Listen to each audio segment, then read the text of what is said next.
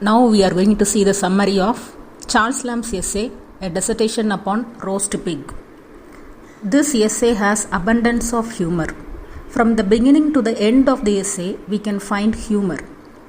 This essay begins with the Chinese anecdote describing the origin of roasting a pig. Many centuries ago, people ate raw meat only. They ate flesh biting from the living animal. During this age only, the art of roasting pig was accidentally discovered. Once upon a time, there lived a swineherd called Hoti.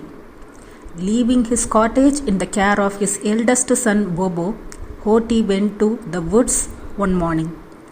This Bobo was a clumsy boy, fond of playing with fire. A sparkle from that fire escaped into straw, and the entire mansion was reduced to ashes.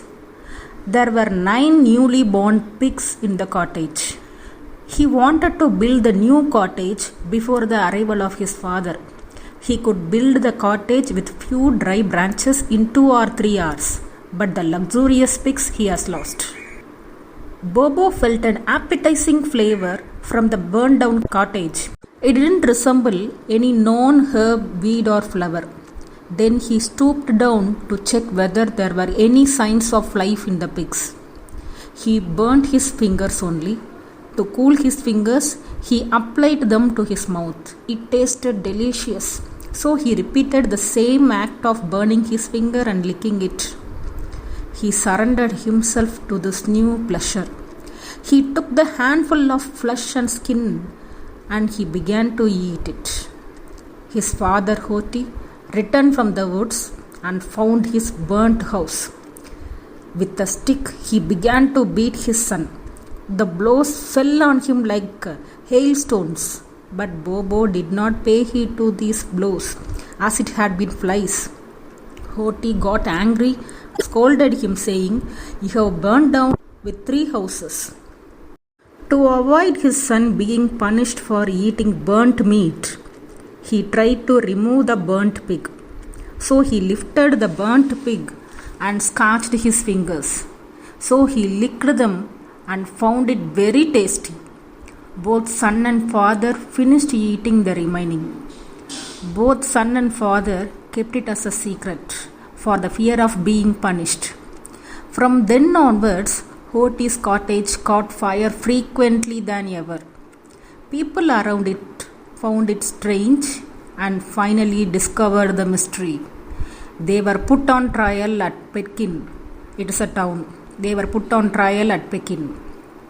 The burnt pig was brought as an evidence.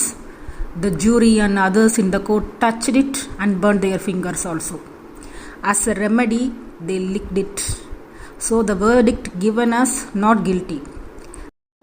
The shrewd judge bought all the pigs from the town, and in few days his house was on fire. So people followed the same. There were fires in every direction. There was a huge demand for fuel and pigs. The insurance offices closed their shops. People built thin houses, so there was a danger of losing the science of architecture also. Then a sage like Locke came and instructed the people, saying, "Animals can be cooked without burning the houses." Then Lamb gives his own opinion about the roast pig. According to him, it is the best delicacy. It is the chief of dainties. Young or tender pig, less than a month old, should be roasted, not the older one. The pig should be roasted, not boiled. It is not fat. Fat cropped in the bud. And he says that roasting the pig, while roasting, when we watch it, it gratifies our eyes. It is a charming sight. He says when the eyes of pig melting in the fire, the eyes dropped like bright jellies or like shooting stars. When it is served on table, it is so delightful. So it is very wrong to allow it grow as a beast. It would be dirty and disagreeable when it grows. but it is having Epicurean taste and irresistible flavor only as a young pig. Lamb compares pineapple, mutton chop, and roast pig.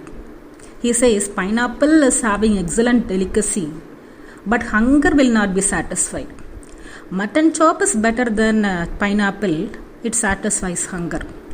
But roast pig, it is the finest dish. It satisfies both hunger and critical judgment. When a strong man eats roast pig, he becomes stronger. When the weak man eats roast pig, he becomes strong. And he says that every part of the roast pig, young roast pig, tastes good. No single part is worse. Every part tastes so good, and no one would ever complain while dining. He has taken the better portion. Then Lamb talks about sharing. He says, I would like to share anything in my life with my friends. I'm ready to share hair, partridge, chicken, brawn, oyster, everything I can share with my friends. But when the pig is concerned, I would draw a line immediately. I won't share with my friends. And he recalls one incident that took place in his boyhood. In his boyhood, his old aunt gave him a plum cake. And on the way to his home, he saw a beggar and gave it to him. And then he felt sorry for giving it away. Same thing he would not do with roast pig.